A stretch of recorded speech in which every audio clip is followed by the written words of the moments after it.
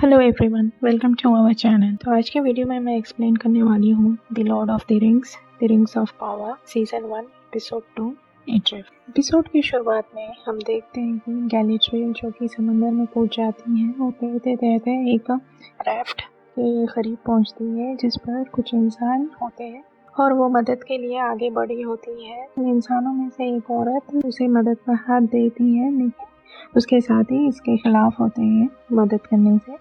फिर भी वो गैलीट्रियल की मदद करते हुए उसे राफ्ट पर बुला लेती है और पानी पिलाने लगती है। तभी इंसानों में से एक शख्स उसे रोक देता है और गैलीट्रियल से सवाल जवाब करना शुरू कर देता है। तभी उन लोग को पता चलता है कि गैलीट्रियल एक आम इंसान नहीं बल्कि एक एल्फ है। तो ये जानकर सब उस पर क्रोधित होते हैं और उसे राफ्ट से उतरने के लिए कह रहे होते हैं।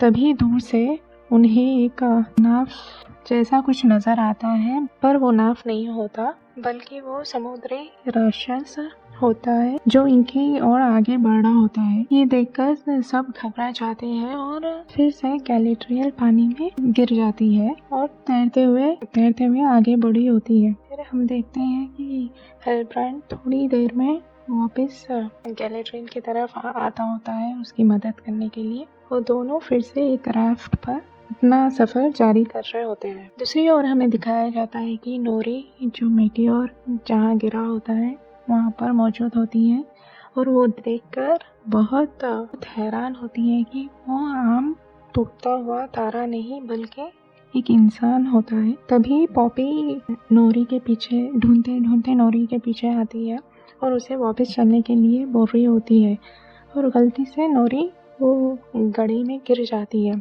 जो कि आग से भरा हुआ होता है।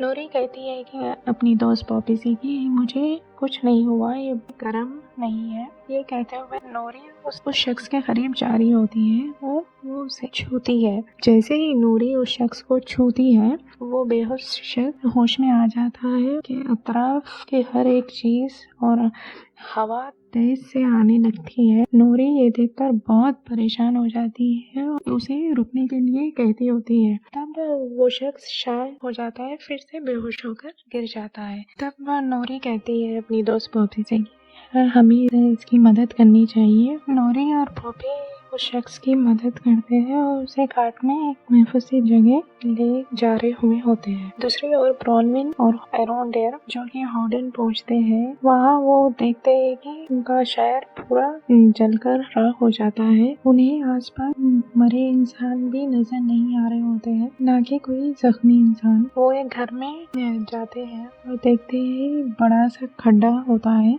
जो कि एक टनल है। एरोंडेयर ब्रॉनविन से कह रहा होता है कि जल्दी से सोथलैंड जाकर वहाँ के लोगों को सावधान करो खतरे का, और वो कहता है कि मुझे इस टनल में जाना होगा ये जानने के लिए ये टनल का रास्ता कहाँ निकल रहा है। ये कहते हुए वो ब्रॉनविन से अलविदा कहता है और उस टनल में कूद जाता है। चलते हैं एरिडियन में जो कि 11 स्मिथ्स का रेल्म है। वहाँ हम देखते हैं कैलिब्रिम्बो एल्ट्रॉन से कहता होता है कि उसे यहाँ पर कुछ अद्भुत सी चीज बनवानी है जो कि मिडिल अर्थ के लिए अच्छी साबित हो। उसे ये काम स्प्रिंग से पहले करना है जो कि नामुमकिन है और बहुत सारे लोग की जरूरत होगी। तभी एल्ट्रॉन को एक आइडिया आता है। वो लोग कसादुम जाते हैं जो कि द्वार्स का रिल्म है। हम देखते हैं कि कैलिब्रिम्बोर और एल्ट्रॉन पहाड़ के नीचे जा रहे होते हैं और वो सोच रहे होते हैं कि उनका स्वागत किया जाएगा, पर उन्हें चले जाने के लिए कहा जाता है।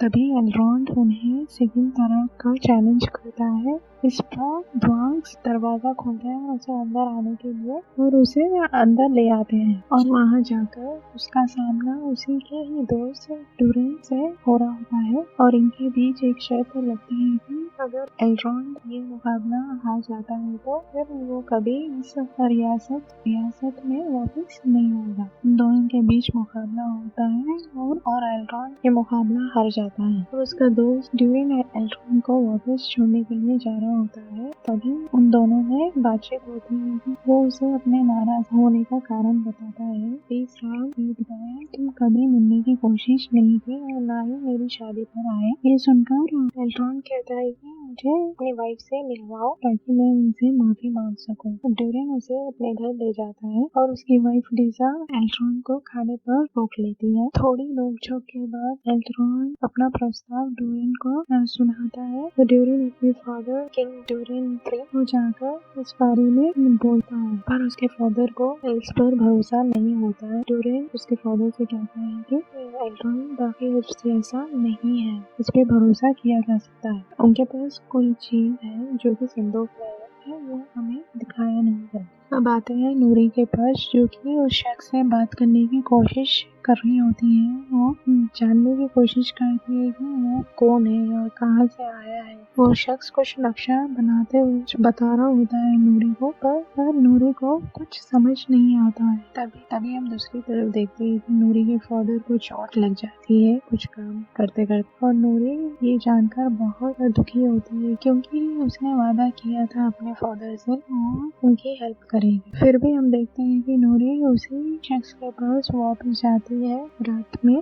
तभी वो शख्स जुगनू की मदद से वो कुछ नक्शा बना रहा होता है और इससे नूरी को ये पता चलता है कि वो कोई तारे की तलाश में है। दूसरी ओर हम देखते हैं कि एरोंडेर जो कि टनल में जा रहा होता है, उसे वहाँ पर किसी के होने का एहसास होता है। वो उसका पीछा करते हुए आगे को बढ़ता है और हम देख सकते हैं कि ब्रॉनविन जो कि अपने गांव पहुंचती है और वहाँ के लोगों को बता रही होती है कि हमें यहाँ पर खतरा है ऑक्स का, लेकिन वहाँ पर कोई भी इसकी बात मानने को तैयार नहीं होते और ब्रॉनविन अपने घर आती है ताकि वो और उसका बेटा थ्रियो ये जगह छोड़कर एल्फ टावर के पास चले जाने के लिए हो जाती है। पर घर जाकर वो देखती है कि उसके घर की हालत खराब होती है और उसकी नजर उस गड्ढे पर पड़ती है जो वो पहले भी देख चुकी थी और उसका बेटा थ्रियो कहता है कि यहाँ पर ऑक्स मौजूद है, जल्दी से छुप जाओ। दोनों माँ बेटे बड़ी बहादुरी के साथ उस ऑक्स का सामना करते हैं और उसे मारकर और उस ऑक्स का सर ले जाकर लोगों को दिखाती है। ब्रॉनविन वो गांव छोड़कर वो और उसका बेटा चले जाते हैं और हम देख सकते हैं कि थियो उस चीज को चेक करता है जो कि तलवार होती है और उस पर उसके खून लगने से तलवार में कुछ हलचल होती है और वो तलवार उसका खून सूंघ लेता है और वो ये गांव छोड़कर चले जाते हैं। दूसरी तरफ गैलेट्रियल को हेल्ब्रांड उस रैफ्ट पर आने के लिए इजाजत दे देता है और दोनों रैफ्ट पर होते हैं और उन दोनों में बात हो रही होती है। तभी हिल्ब्रांड उसे बताता है कि ऑक्स के कारण उन्हें अपना घर छोड़ने के लिए मजबूर किया होता है और ये करने वाले ऑक्स ही होते हैं। ये सुनकर गैलेट्रियल के कान खड़े हो जाते हैं और वो कहती होती है कि मुझे उन ऑक्स का बता दो, कईयों का बदला लेना है उन ऑक्स से। और वो उसे कह रही होती है कि मैं तुम्हारा घर वापस दिलाने में मदद करूंगी।